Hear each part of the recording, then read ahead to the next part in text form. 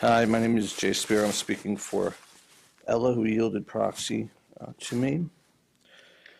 And Dr. Derek Enlander of the ME and CFS Center at Mount Sinai Medical Center in New York City has asked me to read the following comment on his behalf.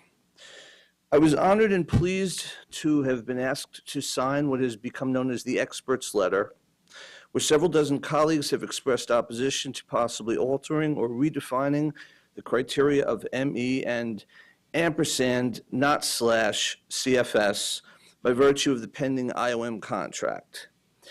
If it was the case that there was opposition to the existing Canadian consensus criteria, then open discussion about these criteria would be more useful than closed-door redefinition by a panel where the majority are not known to be familiar with the disease myalgic encephalomyelitis.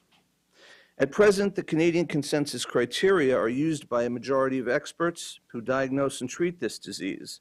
They adhere to the concepts defined by Dr. Melvin Ramsey, who helped pioneer research in this disease in contemporary clinical settings.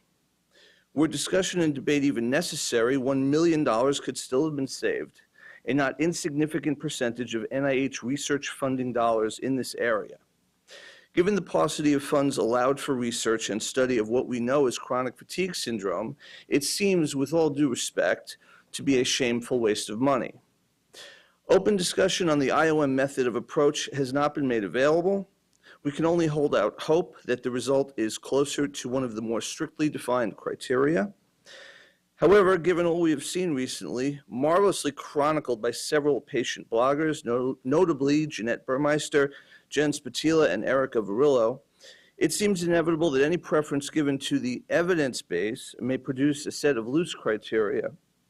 In this area, where the evidence has long been grossly distorted and to date has produced a flawed, inaccurate model of this very serious physical disease, such criteria may well describe other conditions or disease models that are, simply put, not the disease described by Ramsey. A group of us are forming the Academy of ME and CFS physicians, composed of experienced clinicians and researchers familiar with the disease ME and related conditions. The Academy will be an independent resource for government, corporate, and private groups to derive information relating to the latest research, diagnostic methods, and treatment approaches. Training of young physicians in this area will be of prime importance. Dictatorial direction will continue to do a grave disservice to a long-suffering patient community. My patients deserve better, as does anyone suffering from this horrible disease, and I must register my protest at this sadly unnecessary contract. And my comment is that although Hillary Johnson couldn't make it here today, Osler's Web is here. Thank you for your comments, Mr. Spiro.